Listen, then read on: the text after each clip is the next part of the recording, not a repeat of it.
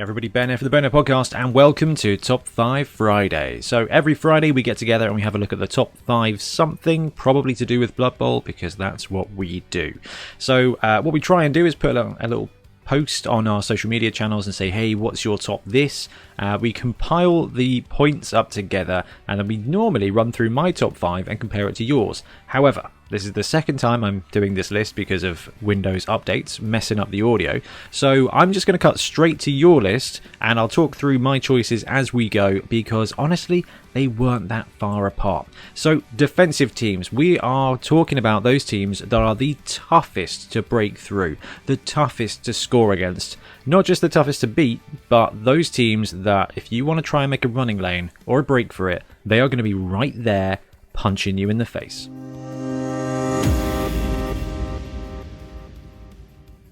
Number 5, it's the Lizardman team. So lizards are awesome. I had them further up in my list than this because they are just such a hard counter to everything.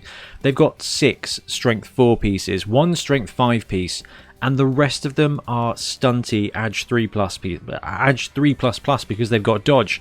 And they're also movement 8. So what you end up with here is a team that is so strong they can have a overpowering defensive line and then potentially 2 or 3 strength 4 or 5 linebackers, and then when, it's not if, it's when they turn that ball over, when they collapse your cage, when they beat through your side cage and you fumble that ball, their skinks are going to be right there, and their movement 8, and because they're stunty and dodge, they can just go through stuff. It's always risky, but movement 8 and dodge 3++ gives them such a return game that it is phenomenal. But realistically, when it comes to the defense here, strength 4 is massive in Blood Bowl 2020. Strength ups are going to be a lot rarer now, so every one of these Saurus is going to take up 2 assists to get a 2-die block. So no matter how you deploy on defense, you're going to be able to position your guys in such a place that it's going to cost player after player if your opponent wants to break through, and then they're going to have committed very heavily. And honestly, it just allows lizards the opportunity to counter punch almost better than any team in the game. I had them at my number 2 spot because I think lizards are my nemesis team. And that might just be because they're a bad matchup for Skaven because they just get murdered and the Skinks, generally speaking, can keep up. But if you want to play good defense with a massive potential at return game, Lizardman is the team for you.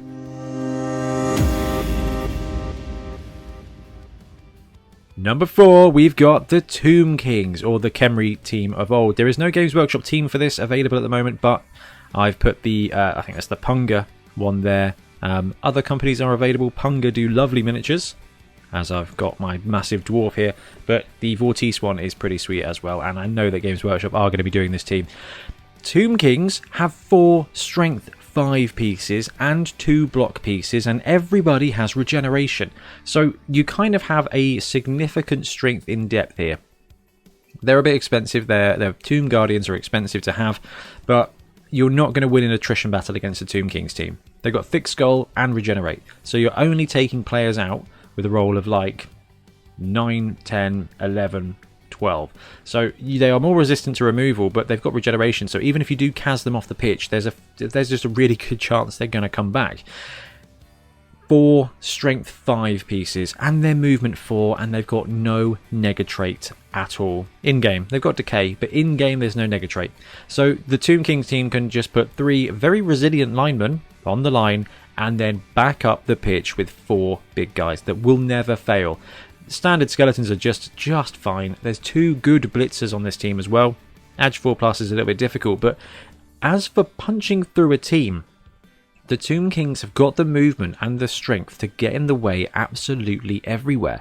I was really impressed to see everybody rating them this high. They didn't break my top 5 actually, but the Tomb Kings team can be really potent, and because you have to play it so tight, because you've got that agility deficiency here, Tomb Kings coaches tend to thrive on positioning just right. Dwarf coaches that want to challenge should pick up Tomb Kings, because Tomb Kings players can position like nobody else. So they've got the armor, they've got the strength. Tomb Kings just defend so well.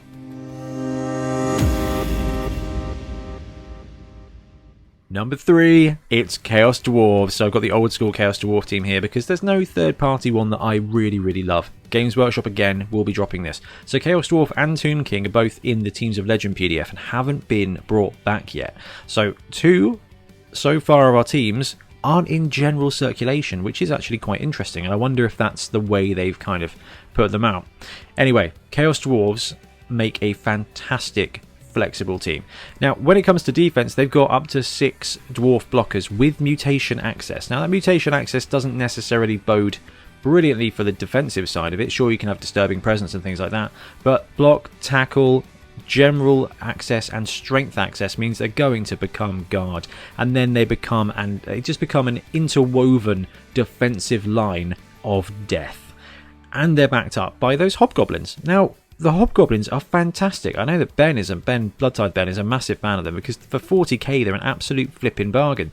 They're just an armor busted human lineman essentially, and no one ever complains about human linemen.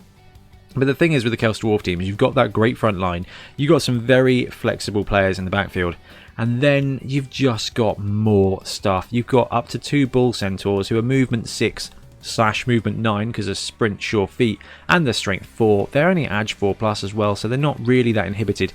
So basically what you end up with is a very dominant front line with 2 massive and very fast linebackers. They are essentially going to get 2-die blocks on anybody. So you can try and move around the blockers in this team, but their second line is just going to be there to stomp on you. And sometimes this team's also going to run a Minotaur. So they've got strength, they've got some recovery speed, and they've got that dominant front line. Chaos Dwarves are always a challenge. I can't wait to see what Games Workshop does with them.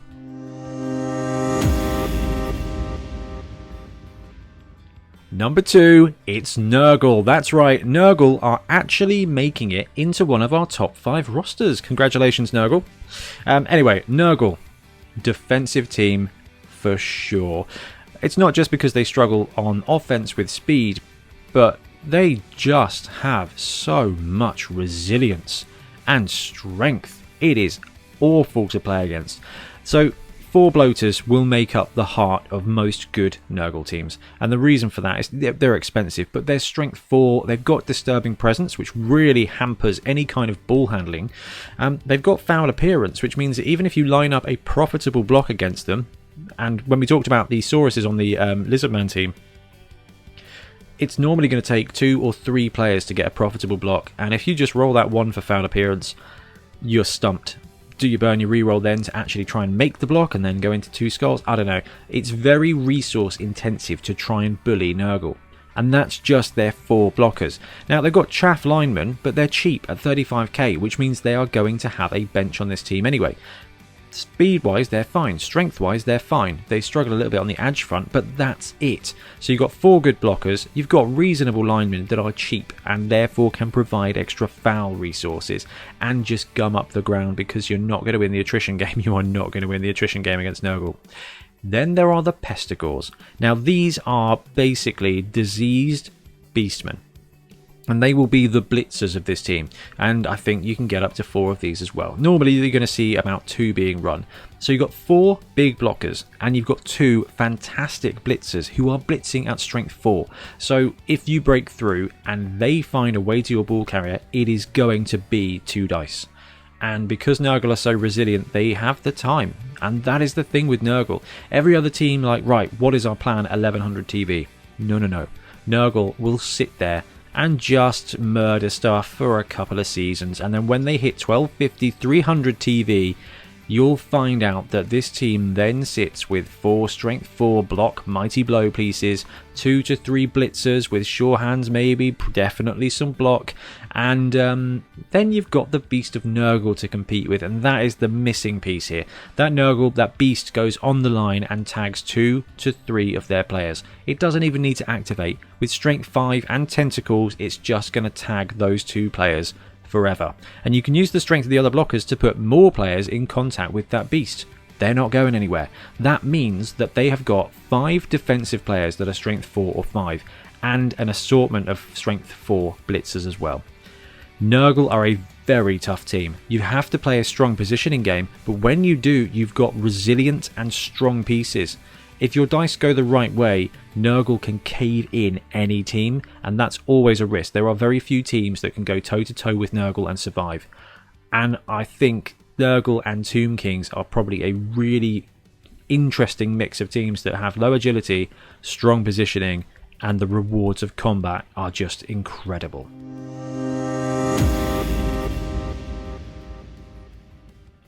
Number 1, no surprises here, it's the Dwarf team. And I think the edge the Dwarf team has here is that it starts off very strong. So Nurgle, Tomb Kings, teams like that we're seeing, they are tough to run at the beginning. As they develop, hit 1200 TV, move forward, they start to really hum. Dwarves are already humming. When you come up against a Dwarf team that's 1 million or 1,100,000, it doesn't massively matter.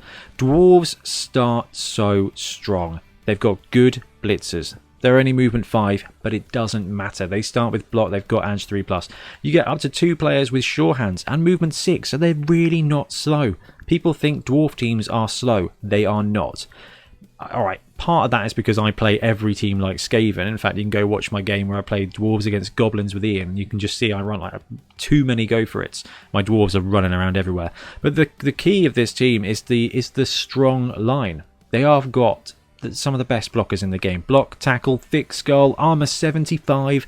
This team cannot be put down. They don't have regen or anything like that, but you have to break that armor, and that is not happening very often. And they're probably just going to stand up the next turn and tag you again, and you're not dodging away because you've got tackle, because they've got tackle, and they have got that high armor and the skills to just be taking free 1-die blocks all day long. So it's very difficult to play against Dwarves because you don't want to tag their players. Normally, if you're running a decent offense, what you want to do is you want to break through, tag their players so they can't counter-strike. With Dwarves, that is not going to happen because you're going to tag their players and they are going to lick their lips because it's just going to be a case of, I'm just going to roll a free block against you and I've got block and it's going to take you out. And that is at vanilla level. And I haven't even mentioned the Troll Slayers. They may be having 2 at this point, and that is 2 strength 3 block pieces with Frenzy. So the team at 1 million starts like a developed team at 1200. It's just how it feels. They've got those secondary skills and those advantages to make it work. And then as Dwarves develop, they're going to just build that guard, mighty blow, horrific, powerful defense. So wherever you go against Dwarves, they are going to have players fast enough to counter-strike. They're going to have the skills to unpick your players, block, tackle, things like that. And you're not going to want to base them. And that's why Dwarves are so strong on defense. They are slow. I know I just said they're not slow, but they are a bit slow. So if you deploy wide with Dwarves, you're going to get lost.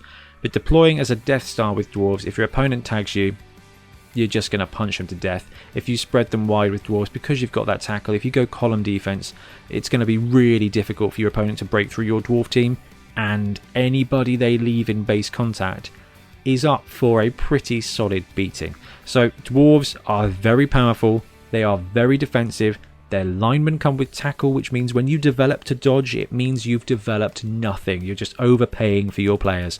So it's a real grind to play against them sometimes, and that's why people don't always enjoy it. As the TV develops, it gets a lot easier. A team at 1300, 1400 against a dwarf at 13, 1400. The dwarves can't do a huge amount more than they already were doing because they've maxed out on positionals, where other teams get more positionals, they get more skills. The dwarf team kind of falters around 1300 because there's not a huge amount else they can do. Anyway, guys, this was your voted top 5 defensive team, and I genuinely don't disagree with anything you've said. There's a couple of teams I feel like I really have to mention, and Dark Elves I think definitely deserve a mention when it comes to defense. Yeah, alright, their guys are just strength 3, armor 9+ dudes, but they're also edge 2+. The team starts with 4 block and potentially has a couple of frenzy players in there as well, and when you've got high edge frenzy, you know what, they are able to counter-strike beautifully. And the thing is with Dark Elves is they will step back and form a screen. They will allow you to think you're breaking through when actually all you're doing is wandering closer into their movement 7 blitz, and that is the tricky thing. So I had Dark Elves I think at my number 3 or 4 spot because they are really slippery. Gotta mention Skaven. great return game. They're not brilliant on defense, but when you've got a return situation with Skaven, they are going to be able to capitalize on it. And I think that's what you guys recognized when it came to Lizardman team. If you're able to quickly recover, then you're good to go. And Norse are going to be my last mention. Another team of legend team. All that block makes it quite difficult to go toe-to-toe with them. Yeah, they don't have the armor, but they're also backed up with some movement 7 blockers that become blodgers real quick, and the Ulfwereners and the Yeti. So even if you go toe-to-toe and try and play a strong game, they have counter pieces. They've got strength 4 safeties and a big guy as well. So really tough team. Anyway, guys, please let me know what you think of your top 5 and any teams you would have wanted to see added. And we're going to wrap up, and we'll be back again soon with more Blood Bowl content. Happy blocking. Thanks very much for watching. We really appreciate your support. If you want to support the show even further, please like and subscribe. It really helps us out. Or come and join us in our Patreon, link below, where you get early access to our content and monthly competitions. See you later.